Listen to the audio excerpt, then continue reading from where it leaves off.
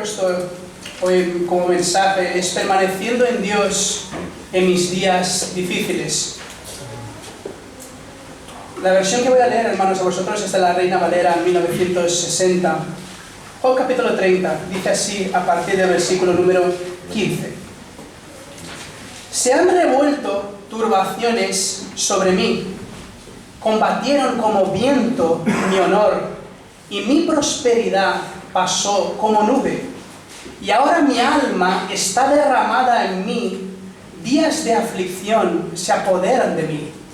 La noche taladra mis huesos y los dolores que me roen no reposan. La violencia deforma mi vestidura, me ciñe como el cuello de mi túnica. Él me derribó en el lodo y soy semejante al polvo y a la ceniza. Clamo a ti y no me oyes. Me presento y no me atiendes. Te has vuelto cruel para mí. Con el poder de tu mano me persigues. Me alzaste sobre el viento, me hiciste cabalgar en él y disolviste mi sustancia. Porque yo sé que me conduces a la muerte y a la casa determinada a todo viviente. Mas él no extenderá la mano contra el sepulcro. Clamarán los sepultados contra él cuando él los quebrantare. ¿No lloré yo al afligido y mi alma no se entristeció sobre el menesteroso? Cuando yo esperaba el bien, entonces vino el mal. Y cuando esperaba luz, vino la oscuridad. Mis entrañas se agitan y no reposan. Días de aflicción me han sobrecogido. Ando ennegrecido y no por el sol. Me he levantado en la congregación y clamado. He venido a ser hermano de chacales y compañero de avestruces. Mi piel se ha ennegrecido y se me cae, y mis huesos arden de calor. Se ha cambiado mi arpa en luto y mi flauta en voz de lamentadores. Vamos a orar, hermanos. Pedir al Señor que nos bendiga en su palabra. Padre, Señor, nuestro Dios, Señor, te hemos alabado en esta mañana, oh Dios, hemos ensalzado tu nombre, oh Padre. Hemos leído, Señor, este gran texto de confesión de fe, oh Dios. Y hemos leído varios textos, Señor, que nos han permitido poder acercarnos un poco más al conocimiento de tu verdad, oh Dios. Y ahora, Padre, delante de este texto, Señor, delante de este gran, Señor, libro, Dios, que tú nos presentas, que está en Job, oh Dios, podemos ver, Señor, cuán difícil pueden llegar a ser nuestras luchas, oh Dios, y cuán a veces, Señor, cuánta oscuridad puede quizás estar en nuestra vida, Señor, cuando nosotros no vemos los días como tú los ves, oh Dios, y cuando no permanecemos en tu verdad como deberíamos permanecer, oh Dios. Vemos, Señor, mi Padre, mi Señor, días muchas veces de una tenebrosidad tan grande, cual luz no puede siquiera vislumbrar ni el rincón más pequeño de nuestra vida, oh Dios. Pero aún, Señor, en medio de esta oscuridad, Señor, para ti no es oscuridad, oh Señor, porque para ti, como dice tu palabra, es lo mismo las tinieblas que la luz, oh Dios, porque tú eres la misma luz, Señor, que alumbra todo camino, Señor. Por eso, Padre, Señor, ayúdanos a ver las grandes verdades de este texto, Señor. Ayúdanos a meditar en ellas y ayúdanos, Señor, a aprender en base a todo lo que tú, Señor, nos mostrarás en base a este gran texto, Señor. Y ayúdanos, Señor, a ver cómo debemos permanecer en ti, Señor, en base a estos días de aflicción, Señor. En base a días de gran dolor para nuestra vida, oh Padre, cual muchas veces, Señor, no sabemos para dónde ir y no vemos la dirección, no sabemos distinguir nuestra mano derecha de nuestra mano izquierda, Señor. Pero tú, oh Señor, eres aquel que nos alumbras, tú eres aquel que nos ayudas a ver aquello que no podemos ver, Señor. Tú lo haces, Señor, claramente visible por el poder de tu palabra, Señor.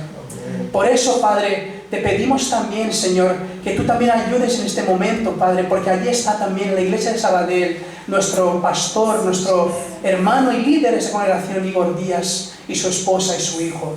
Que tú los ayudes también allí, Señor, que ellos sean luz, Señor, para ese pueblo que está allí, para esa congregación, Señor, que ellos puedan predicar tu verdad y que los hermanos también puedan ver, Señor, como un vitral, Señor, como un espejo, Señor, que ellos vean, Señor, cuando miren aquel púlpito, así como el día de hoy aquí, Señor, que cuando miren aquí, Señor, te vean a ti, Señor, que te vean tu palabra, Señor, y tu luz, y tu gloria, Señor, y no la persona que está en ese púlpito, Dios. Ayúdanos, Señor, a ser luz para ese pueblo, Señor. Ayúdanos, oh Dios. Bendiga la iglesia de Sabadell, Señor. Está pasando por un momento de dificultad, Señor. Un momento difícil para ellos, oh Dios. Pero ayúdanos, mi Padre, a permanecer en tu palabra, Señor. Que no vayan, Señor, tras cosas que no deben ir, Señor. Tras palabrerías o tras fábulas, Señor. O tras muchas otras cosas, oh Dios. Que puedan incluso sus mismos pensamientos hacerles caer, oh Dios. Ayúdalos, oh Dios, y ayuda también a su pastor, Señor. Ayúdanos a Javier Pérez también, Señor, en su lucha interna, en su mente, Señor. Haz resplandecer tu palabra en su vida, Señor, para que él recuerde, oh Dios, que aún en esos momentos de dificultad, Señor, tú eres más grande que cualquier uno de ellos, oh Dios. Te pedimos también, Señor, en especial, Señor, por la petición, Señor, de una hermana, Señor, que tú ayudes, Señor, a Ana, Señor, una persona que está pasando por una dificultad muy grande en su vida hoy en día, Señor. Tiene, Señor, el nervio ciático, Señor, torcido, Señor, y puede ser que pase en algún momento por el quirófano, que tú la ayudes, oh Dios, en su dificultad, oh Dios, y que ella pueda ver tu gloria en su vida, Señor, y que tú la salves, Señor. Salva su vida, oh Padre. Oh, Señor, te pido también por la hermana Eliana, que todavía sigue allí en Brasil, Señor, que tú la ayudes, que tú la guardes, oh Dios, que tú guardes su esposo que está aquí presente con nosotros en ese día también, Señor, y que su esposa pueda ser de luz allí, Señor, para su familia, llevando tu palabra a su familia allí, Señor. Y por cada hermano que aquí está también, Señor, te pido que esta palabra de hoy, Señor, resplandezca en sus corazones, en sus vidas, oh Dios, y que ellos puedan ver las verdades aquí, Señor. En el nombre de Jesús te lo pedimos, oh Dios. Amén. Hermanos, la palabra felicidad, un término que hemos escuchado un sinfín de veces. ¿Cuántas veces nos han presentado un hermano o una hermana, un conocido, y nos han dicho, debes ser feliz, debes permanecer una persona feliz en tu caminar diario? Una palabra que en su misma etimología nos dice algo así como liberar, y al mismo tiempo almacenar. Es una palabra que puede almacenar una infinidad de situaciones y emociones que nos llevan a un estado de gran alegría, de júbilo y también de gozo. La felicidad es quizás uno de los estados de ánimo de una persona más anhelados y buscados por todo ser de este globo terrestre. Un estado donde la emoción no puede contenerse en uno mismo y es capaz de alcanzar a todos los que están a su alrededor. Un estado de suma plenitud, buscado de generación en generación a través de múltiples lugares y hechos. Sin embargo, muchas veces esa búsqueda incansable por la felicidad en diversos factores simplemente lleva a una persona a ver a lo que mismo Salomón escribió en Eclesiastés, que todo es correr detrás del viento. Pero al fin y al cabo, ¿qué es felicidad? La misma Real Academia Española define este término de la siguiente forma: un estado de grata satisfacción espiritual y física. En otras palabras, nuestro ser está en perfecta sintonía entre lo que brota de nuestro interior y lo que se expresa en nuestra misma carcasa exterior. Es decir, que para que yo esté feliz, mi cuerpo y mi mente deben estar en perfecta sintonía.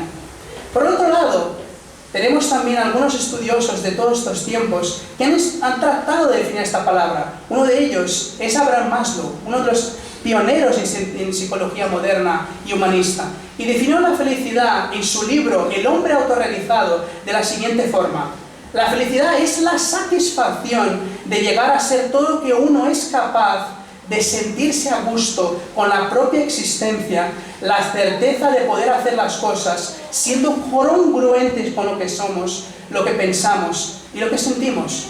En otras palabras, la felicidad radica en el hecho de realizar las cosas que me apetecen, siempre y cuando esos hechos me comporten a sentirme a gusto con lo que hago, es decir, según mi propia voluntad.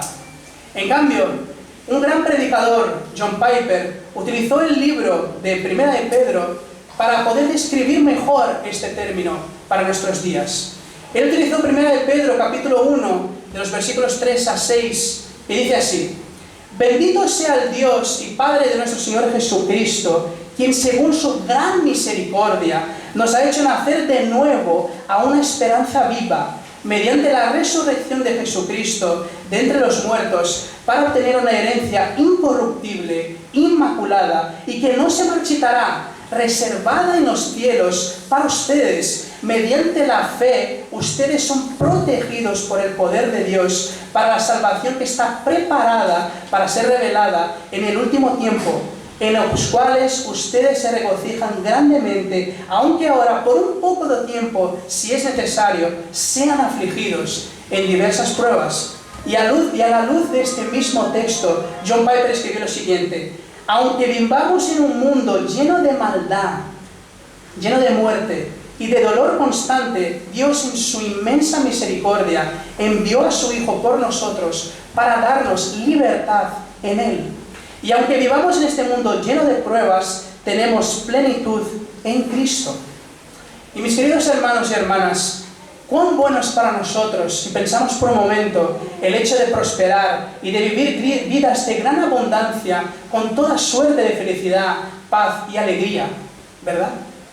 Y que por supuesto aquellos que estamos en el Señor en nuestros días de júbilo, somos capaces de dar gloria a Dios por todas las alturas, por donde quiera que caminemos, no importando en qué circunstancia nos encontramos. Quiera exista momentos de satisfacción y contento, o quiera exista momentos de lucha y aflicción, porque en nuestros días de júbilo, donde el Señor es nuestro despertar y nuestra vigilia de la noche, somos capaces de proclamar la bondad y la misericordia de nuestro Dios a los cuatro vientos, haciendo vibrar cada una de las moléculas de nuestro cuerpo, empuñando y vociferando el nuevo cántico que nos ha colocado el Señor a través de su palabra, escrita en las tablas de nuestros corazones. Y es mucho más. Piensen en los días de mucho gozo, días de una felicidad extrema. Somos capaces de bramar la palabra de Dios a través de nuestros labios, haciendo resonar las membranas del motor de nuestra constitución, viviendo de una forma firme y confiada sobre la roca que nos sustenta. Piensen en días maravillosos, en esos días de mucho júbilo. Nuestra lengua enseña los caminos de la verdad que nos es revelada e inspirada a través de la obra que el mismo Espíritu Santo de Dios, quien santifica su palabra en nosotros, nos hace y nos coloca en nuestra mente.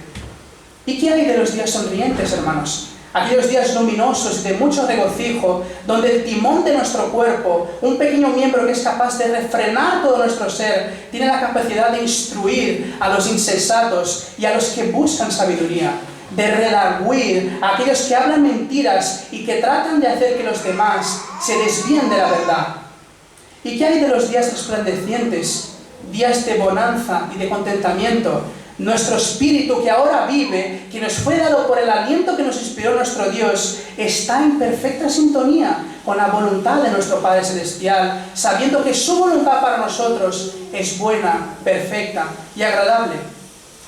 Mis queridos hermanos, en días de esta gran felicidad que hemos comentado hasta aquí, cuál anchura, profundidad, largura y altura no son capaces de explicar el profundo amor de Dios que brota en nuestros corazones, piensen por un instante en las siguientes preguntas. ¿Hubo algún momento en que nuestro corazón se tambaleara en nuestro pecho desolado y afligido por alguna razón?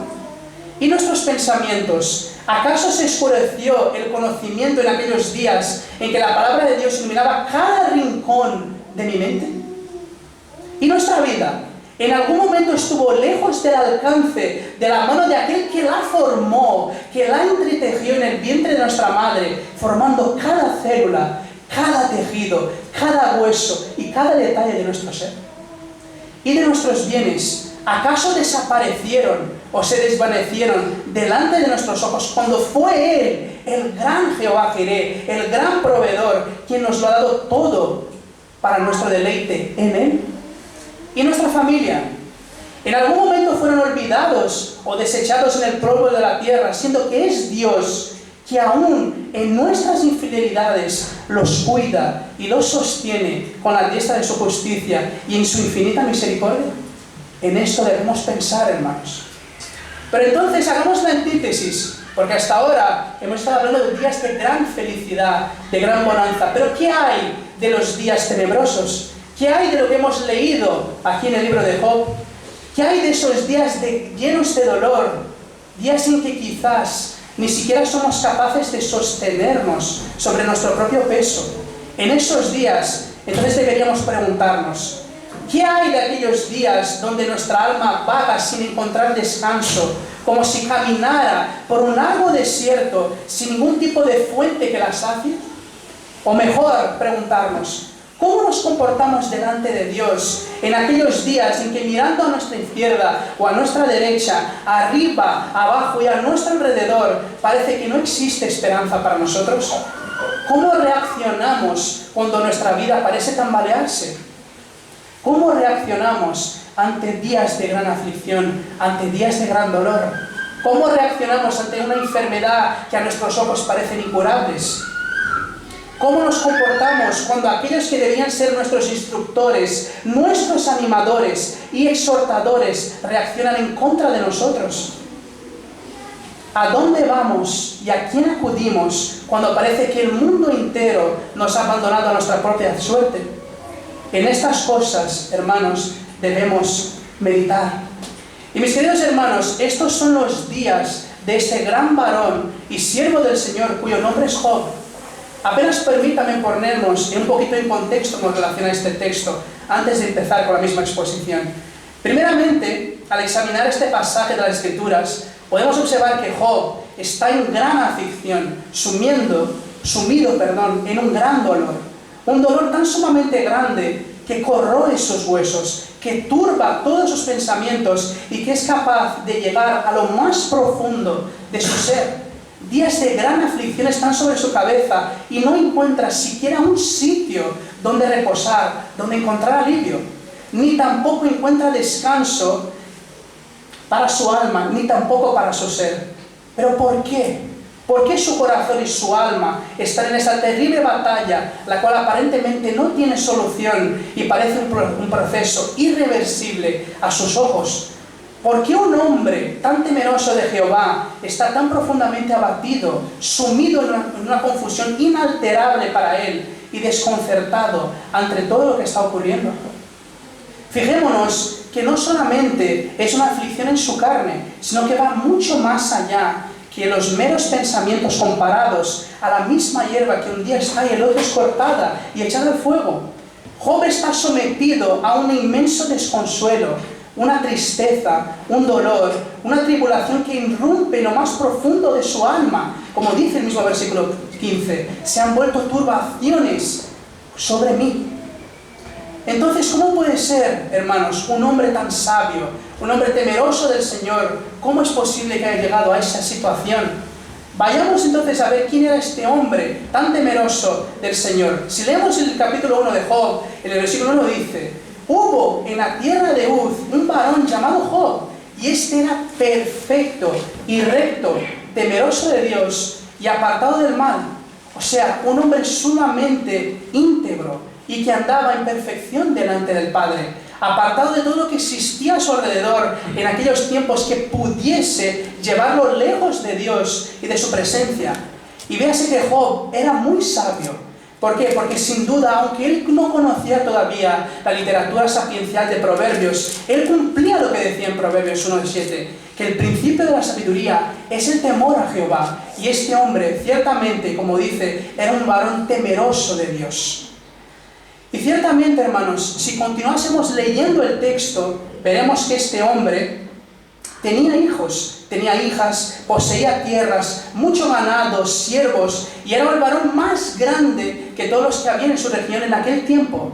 Y es más, se presentaba ante Dios todos los días y ofrecía holocaustos para los pecados de toda su familia.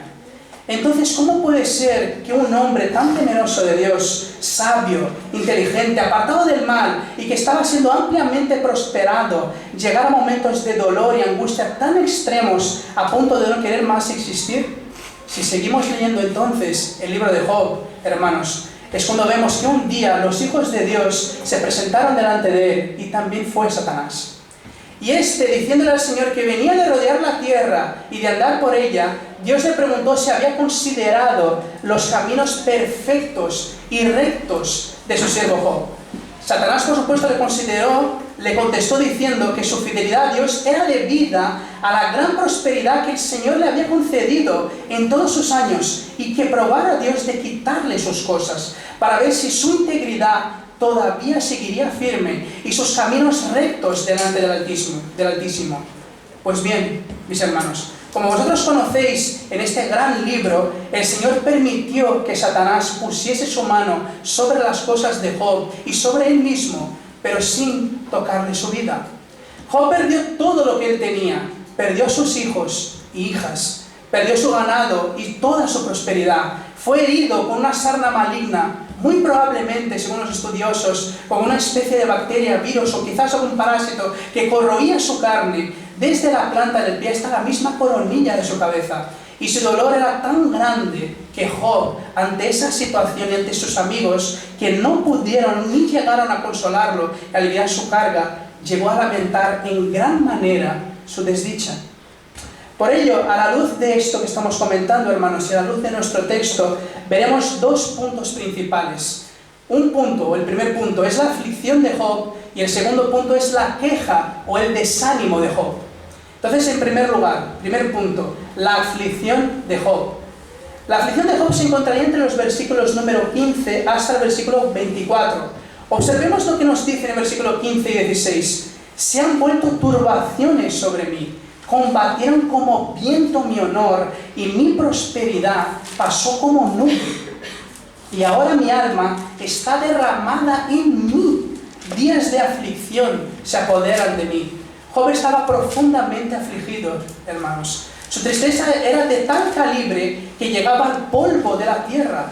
Sus pensamientos eran contra él mismo y entró en un estado de perturbación y confusión. Aquí la palabra turbación es un estado de gran perturbación, un estado de suma aflicción que él no podía resistir, que él no podía controlar por sí mismo. En nuestros días actuales diríamos que Job estaba en un estado de depresión profunda, es decir, sumido en un profundo caos. No sabía diferenciar entre su mano izquierda ni tampoco entre su mano derecha. Y en esos momentos no veía ninguna luz al final del túnel. Y es más, miren que su desdicha no solamente era sobre su mente, sino que también invadía sobre todo su cuerpo. Versículo 17, la noche taladra mis huesos y los dolores que me roen no reposan. Tamaño dolor tenía que soportar este hombre, mis queridos hermanos. No solamente luchaba contra los sentimientos que lo turbaban, sino que además había en él un dolor que en su cuerpo, que llegaba a los rincones más pequeños de su misma anatomía, que no le daba ni siquiera un solo minuto de descanso. Hermanos, ¿pueden oír por un momento a Job? ¿Pueden escuchar su voz? ¿Consiguen colocarse en su piel por apenas un segundo? ¿Ven y escuchan el bramido de su aflicción en lo más profundo de su alma? Porque tal era la aflicción que él tuvo, que llegó a entender que era semejante al polvo de la tierra. Si no, miren el versículo 19. Es decir, lo llevó a ver que no era nada, que sin la gracia de Dios sobre su vida apenas podía sostenerse sobre su propio cuerpo. Y es más, entendió en ese mismo versículo 19 que era Dios quien lo había puesto en esa situación, que eso no podía ser de otra forma. Y en ese instante, donde el dolor nos lleva a elevar nuestras voces al cielo y hacer lo mismo que Él hizo en los versículos 20 a 24, que dice, clamo a ti y no me oyes. ¿Cuántas veces nosotros, hermanos, en estados de aflicción, en estados de perturbación profunda, elevamos nuestra mirada al cielo cuando vemos aquel salmo que nos dice, elevo mi voz a ti, Señor, de ti vendrá mi socorro, de ti vendrá mi salvación? Pero en este caso, en ese mismo estado, vemos y observamos y miramos arriba y decimos, Señor, te clamo a ti, pero no me oyes. Me presento y no me atiendes. Te has vuelto cruel para mí, con el poder de tu mano me persigues. Me alzaste sobre el viento, me hiciste cabalgar en él y disolviste mi sustancia. Porque yo sé que me conduces a la muerte y a la casa determinada, a todo viviente. Mas él no extenderá la mano contra el sepulcro. ¿Clamarán los sepultados cuando él los quebrantare? Oh hermanos, Qué instantes tan sumamente confusos para nuestra mente. Instantes donde ni siquiera toda la sabiduría de un hombre o una mujer que cree que la puede tener puede hacer entender el silencio del Padre hacia él o hacia ella misma. Piensen por un momento en Job: clamo a ti y no me oyes. Piensen por un momento en vuestros estados, cuando en algún día habéis pasado por algún dolor en vuestras vidas. Mirasteis al cielo y dices: Señor, ¿no oyes mi voz? Señor, ¿te has vuelto silencioso para mí? Y esto es lo que ocurre en este estado a nuestro hermano al siervo Job. Lo mismo que nos ocurre a nosotros en momentos de desesperación y frustración, hermanos. ¿Dónde estás, Señor? ¿Por qué no me oyes? Señor, me presento delante de ti y no recibo respuesta. Señor, ¿tus oídos están cerrados a mis ruegos? ¿Por qué me pones en semejante situación y me abandonas a mi suerte? ¿De verdad este es mi final, Señor? Estas son algunas de las preguntas que nosotros solemos hacer cuando estamos en este sumo dolor, a semejanza de nuestro siervo Job, de este siervo Job. ¿Y por qué hacemos esto, hermanos? ¿Por qué delante del dolor nos presentamos de esta forma? Y aún teniendo la palabra en nuestra vida, aún habiendo sido redimidos por nuestro Señor, hacemos algo así. Porque nosotros tenemos la tendencia a defender nuestros caminos y nuestra integridad. Vemos en el capítulo 31, justo en el capítulo después del 30, que Job defiende su integridad. Apenas permítame leer del versículo 4 hasta el 6 de Job 31. Dice así: ¿no ve él mis caminos y cuenta todos mis pasos? Si anduve con mentira y si mi pie se apresuró a engaño, péseme Dios en balanzas de justicia y conocerá mi integridad. Si mis pasos se apartaron del camino y si mi corazón se fue tras mis ojos y si algo se pegó a mis manos, siembre yo y otro coma y sea arrancada mi siembra. Y Job, ciertamente, hermanos, así como dice la palabra de Dios, era un varón justo, íntegro, y no había otro como él. Sin embargo, nosotros en momentos de confusión defendemos nuestra integridad con humildad, así como lo hizo Job. O lo que hacemos es pensar que nuestra integridad, en nuestra integridad no merecemos ni siquiera un resquicio de prueba o de aflicción en nuestra vida. Podemos llegar a pensar: ando yo muy rectamente delante de Dios y no merezco mal alguno. Piensen por un instante en esto, hermanos, que delante de una prueba quizás nosotros pensamos de esta misma forma. Y en eso debemos pensar y meditar. Y es allí, en ese momento de sumo dolor, donde nuestro corazón es llevado al límite de nuestro ser. Un límite que nos lleva a cuestionarnos acerca de por qué estamos pasando por semejante situación a semejanza de Él. Y es allí donde entramos en el segundo punto, la queja o el desánimo de Job. Y están justamente entre los versículos 25 a 31, en donde permítame leerles el versículo 31 sobre todo. Se ha cambiado mi arpa en luto y mi flauta en voz de lamentadores. Fijaros el desánimo que tiene Job, hermanos. En otras palabras, el regocijo y la alegría que Job tenía y que sobrepasaba los límites de su conocimiento cuando él mira su vida anterior, ahora se han convertido en una marea oscura, lamentadora, sin rumbo y en un estado de profundo desánimo. ¿Y qué lleva a Job a quejarse y caer en este desánimo? Si nos vamos al pasaje anterior, es decir, en Job 29, justamente vemos cómo él recuerda sus días pasados, sus días de bonanza y prosperidad, sus días de linda riqueza, en todo cuanto sus ojos podían ver y percibir. Permitan leerles apenas Job capítulo 29, versículos 2 hasta el 5. Dice lo siguiente: ¿quién me volviese como en los meses pasados, como en los días en que Dios me guardaba, cuando hacía resplandecer sobre mi cabeza su lámpara, a cuya luz yo caminaba en la oscuridad, como fui en los días de mi juventud, cuando el favor de Dios velaba sobre mi tienda, cuando aún estaba conmigo el Omnipotente y mis hijos alrededor de mí? Oh, hermanos, qué días más gloriosos son estos los que Job describe. Días donde él veía la mano del Señor en todo lo que él hacía. Podía notar el escudo de Dios protegiéndole en todo su caminar, la luz del Señor resplandeciendo sobre él, iluminando su camino, su corazón y su mente, rociándole con gran sabiduría, ayudándole a soportar las pruebas. Y ciertamente, ¿quién de nosotros no ha vivido días así? Días en los que somos capaces de ver la mano del Omnipotente que nos lleva por esos senderos de justicia, haciéndonos incluso escapar del mismo valle de la sombra de muerte. Días en que vemos que Él nos guía por una luz cuyo brillo hace retroceder cualquier fuente de tinieblas que hubiera en nuestro interior, haciéndonos avanzar por el camino estrecho y esa puerta angosta. Y cómo en esos días nuestros labios dan gloria al Señor y Creador de todas las cosas, así como lo hizo Job. Pero entonces, pensemos, ¿qué hay cuando la enorme ola que surca los mares y el viento tempestuoso nos sobrecoge desde todos los extremos, haciéndonos tambalear ante nuestro propio eje corporal? Ese día, ¿aún somos capaces de glorificar al Señor por no permitir que formemos parte del polvo y la ceniza de la tierra? Nuestra integridad y perseverancia por la palabra de Dios permanece estable como un ancla firme y fuerte, como hemos cantado antes. Aún veremos que su bondad y su misericordia caminan con nosotros, aún en nuestros días más terribles de pruebas. O por el contrario, solo somos capaces de lamentar nuestra desdicha y quejarnos ante aquel que nos infundó el espíritu de vida. Solo podemos recordar la bondad de Dios en nuestros días prósperos y de gran alegría. Delante de todo esto, hermanos, deberíamos entonces preguntarnos, ¿cómo podemos permanecer en Dios en nuestros días difíciles?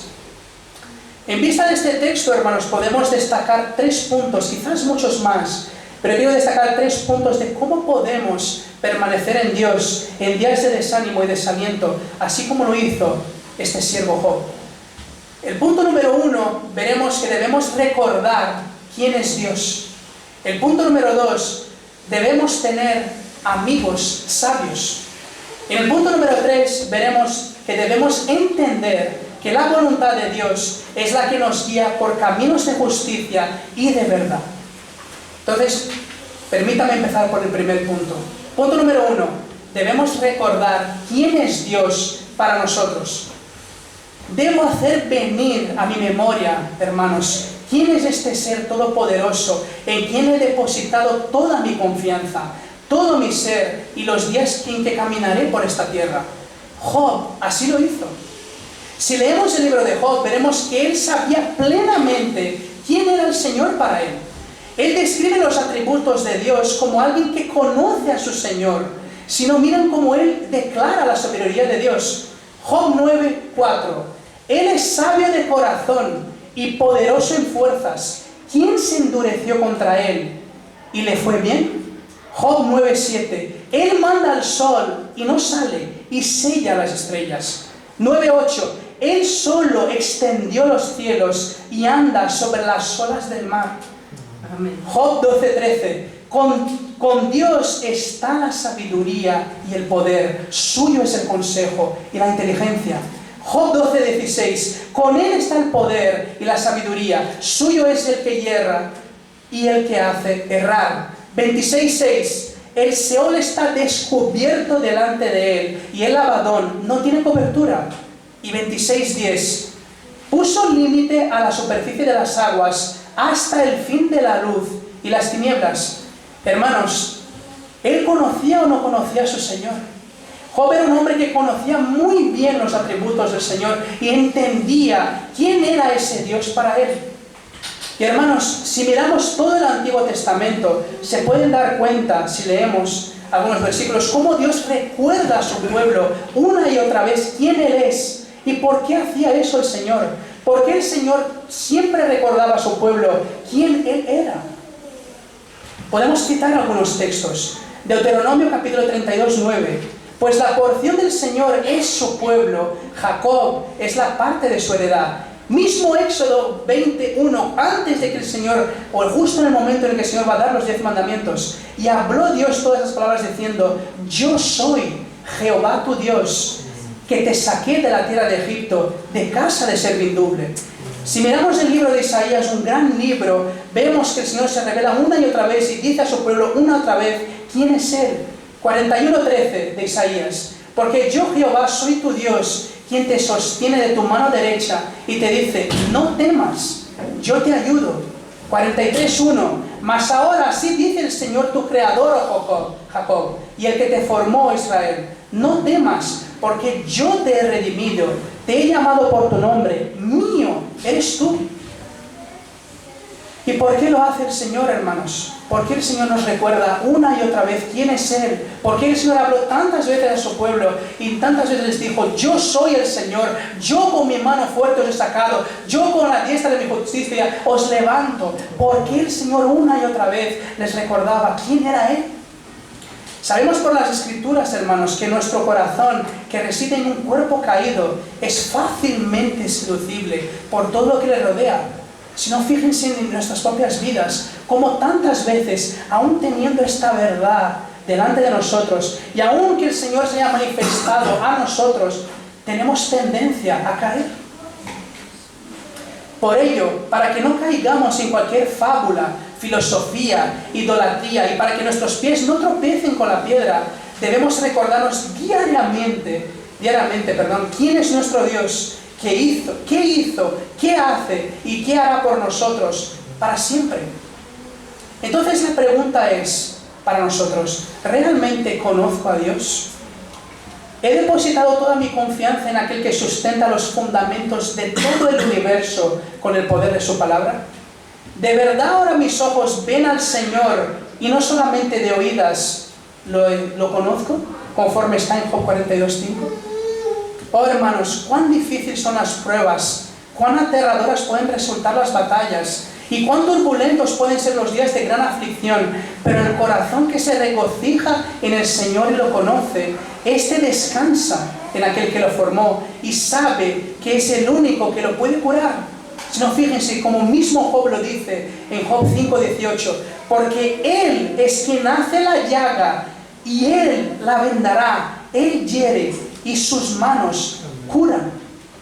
Es Él, hermanos. Si Él nos puso en alguna determinada situación, Él nos puede sacar de esa misma situación. Punto número 2. Debemos tener amigos sabios. Hermanos, ¿cómo es bueno para nosotros, verdad, disfrutar de buenos amigos? Y si yo les preguntase ahora, ¿cuántos verdaderos amigos tenéis? Seguramente me diríais que podíamos contarlos con los dedos de una sola mano, o quizás ni eso. Los amigos de Job en este caso, hermanos, si leemos el libro de Job, eran 3. Elifaz, Zofar y Bildad, hombres sumamente sabios, y que conocían, por supuesto, la soberanía de Dios, pero no supieron aconsejar a Job, y no le supieron animar en los días de su gran calamidad.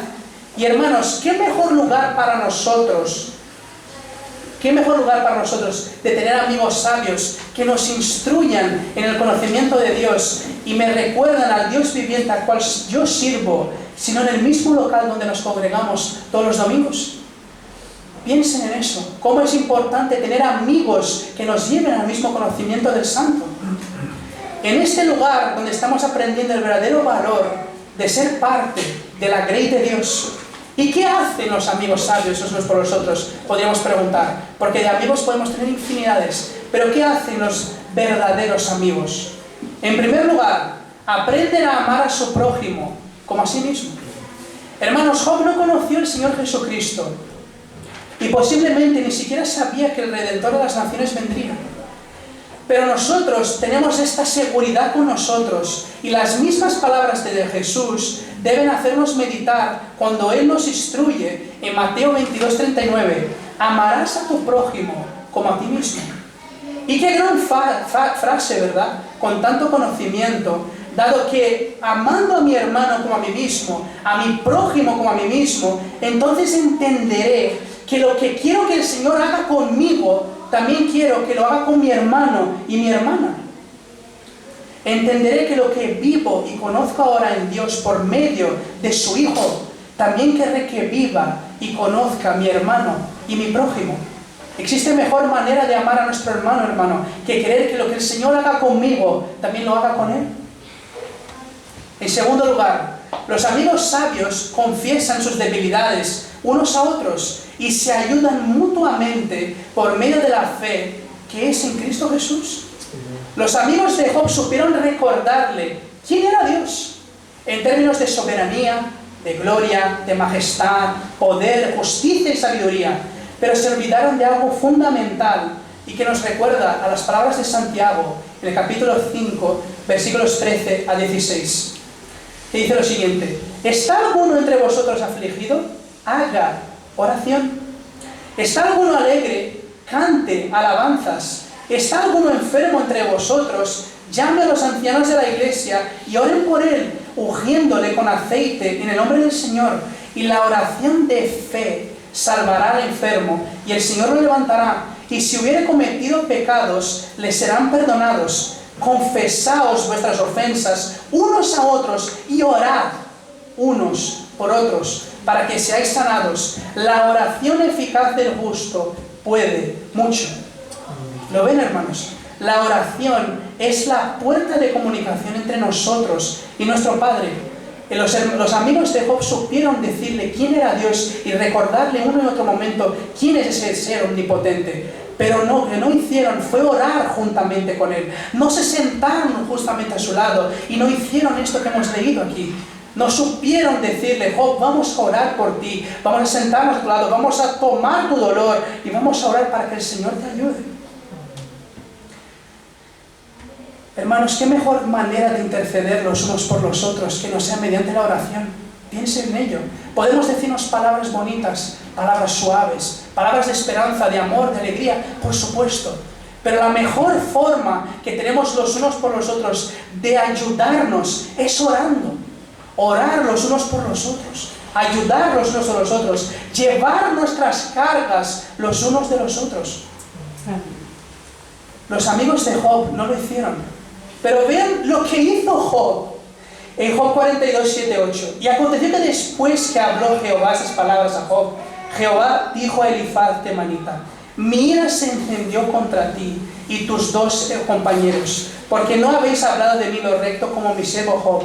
Ahora pues, tomaos 7 becerros y 7 carneros, e id a mi siervo Job, y ofreced holocausto por vosotros, y mi siervo Job orará por vosotros. Job sí lo hizo, hermanos. Lo que sus amigos no hicieron por él, aun lo que sí hicieron fue recordarle al Señor, pero lo que no hicieron por él, orar por él sí lo hizo por ellos. El Señor conocía el corazón de Job. En tercer lugar, los amigos sabios se soportan, se perdonan, se enseñan y se instruyen unos a otros. Los amigos de Job, en cierto sentido, si miramos bien el contexto de todo el libro, no mostraron misericordia, humildad, empatía y paciencia con él. No soportaron y no entendieron sus cargas. Nosotros como cuerpo de Cristo somos llamados a instruirnos unos a otros, ayudarnos, amarnos, perdonarnos, enseñarnos en todo conocimiento de la palabra. Y es así como la palabra del Señor nos exhorta por medio de Pablo en Colosenses capítulo 3.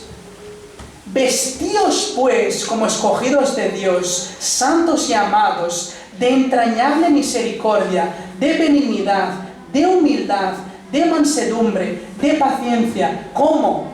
Soportándoos unos a otros y perdonándoos unos a otros si alguno tuviera queja contra otro.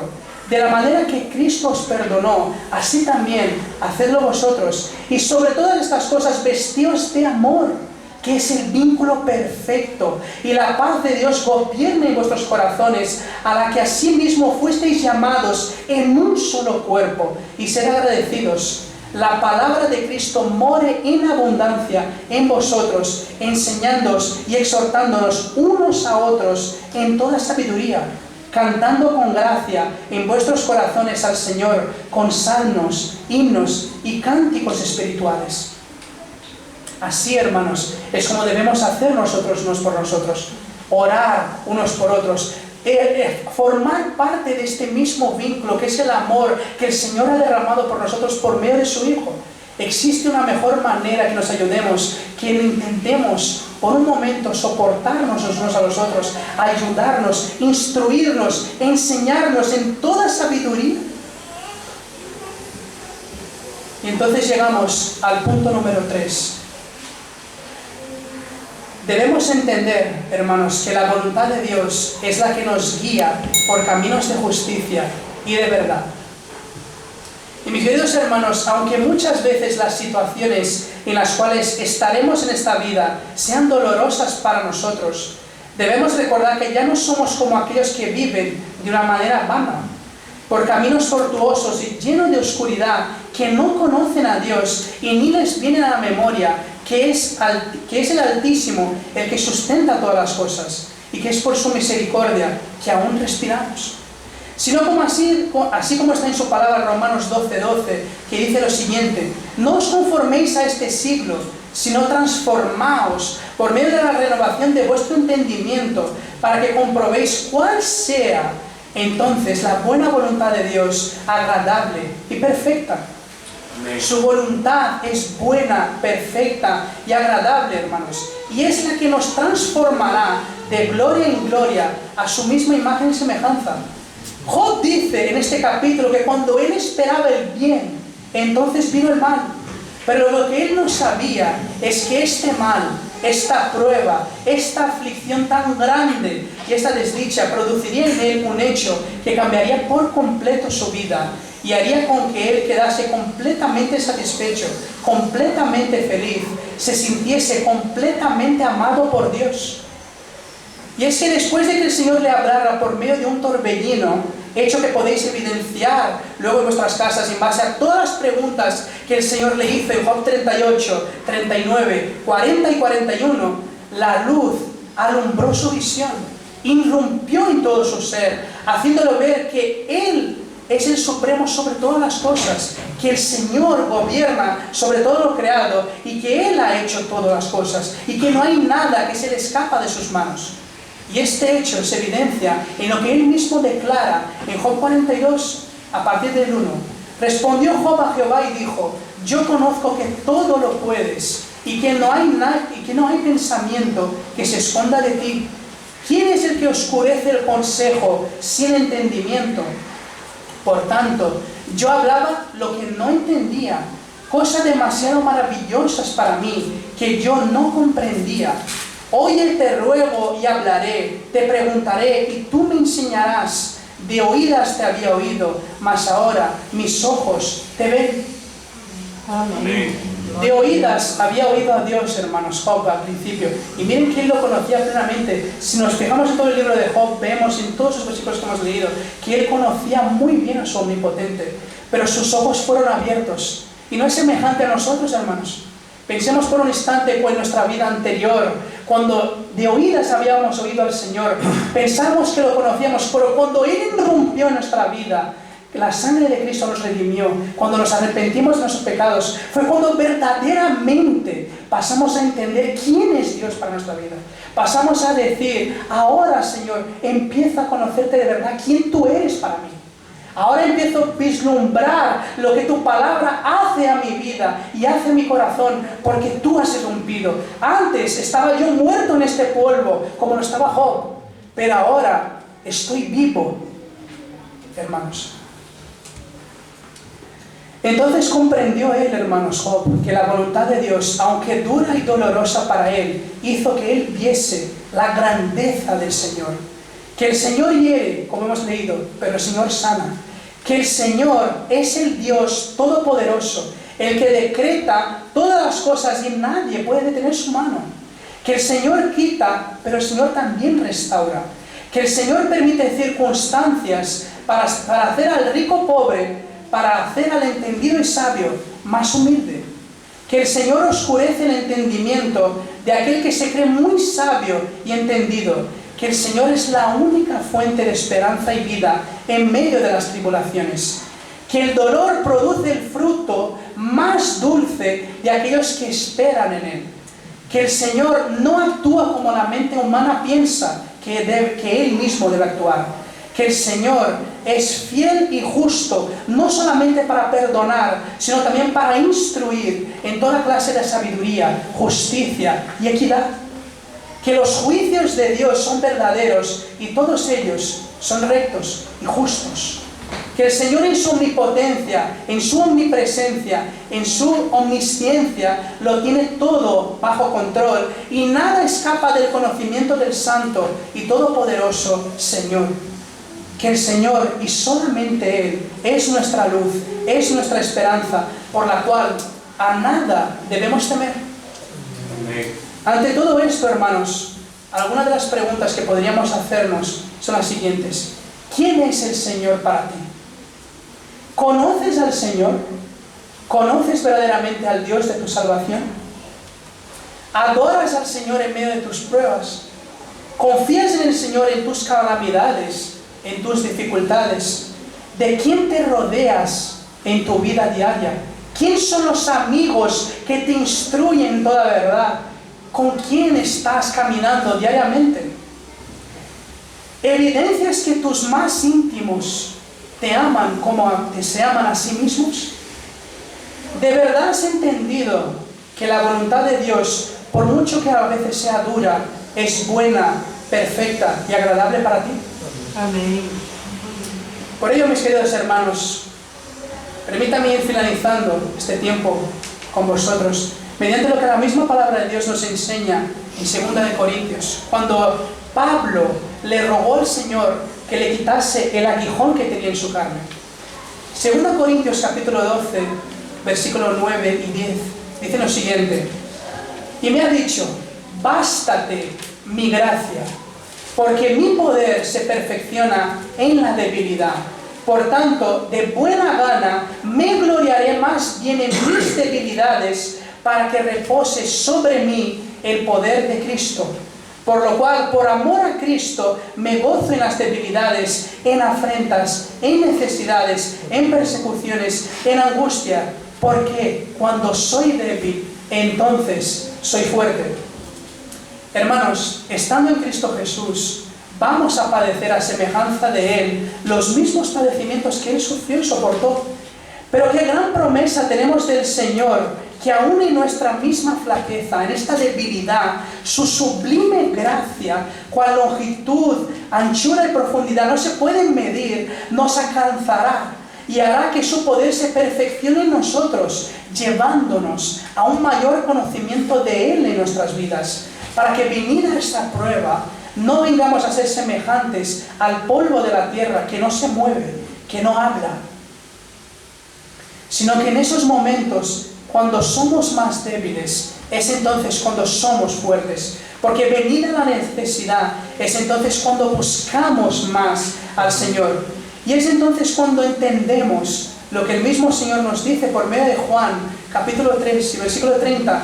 Es necesario que Él crezca, pero que yo mengüe.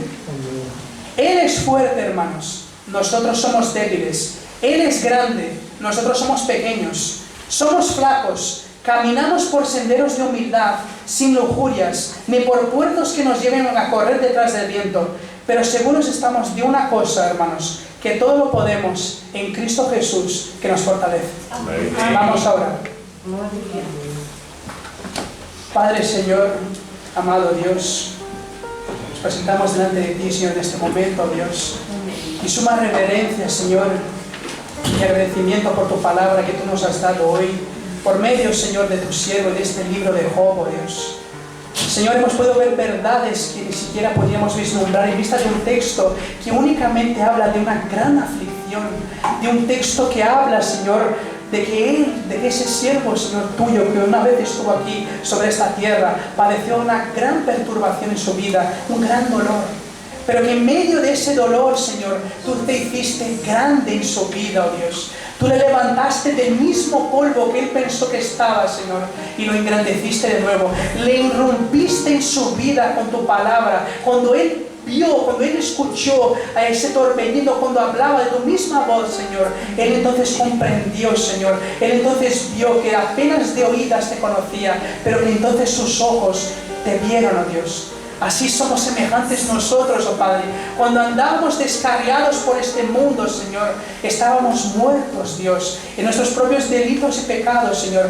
Pero tú irrumpiste nuestra vida como cual ancla no se puede contener allí, oh Dios, y nos hiciste ver cuál luz tan grande es para nosotros la tuya, oh Dios. Y resplandeciste en nuestro ser, y hiciste que nuestros ojos viesen cuán grande tú eres, oh Dios, que cuán gran amor nos has depositado en nosotros, enviando a tu Hijo a morir por nosotros en aquella cruz, Señor, lo cual nos dio la esperanza eterna mayor que jamás ninguno de los hombres, ni la persona más sabia de este mundo podría decir, que es tener vida eterna en Él, Señor. Y mucho más que eso, Padre. Tú mismo nos diste por tus palabras, oh Señor, que por la forma en que tú nos has amado, nos has bendecido de una forma maravillosa, con todas las bendiciones celestiales en Cristo, Señor. Porque en Él, Señor, como hemos visto, Dios, somos más que vencedores, oh Padre.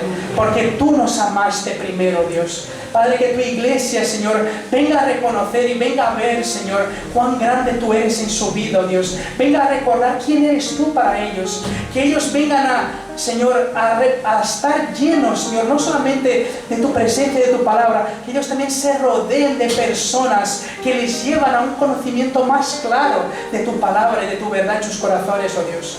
Y que ellos comprendan, Señor, que tu voluntad, ella sí es, Señor, buena, perfecta y agradable para sus vidas, y que aún en momentos de gran aflicción, momentos en los cuales no se puede llegar a levantar siquiera muchas veces de una cama, Señor, aún allí tú permites que nosotros sigamos respirando, que en ese momento veamos y podamos darte la gloria solamente a ti, Señor, porque tú nos formaste, oh Dios. Oh Señor, en el nombre de Jesús te lo pedimos. Amén.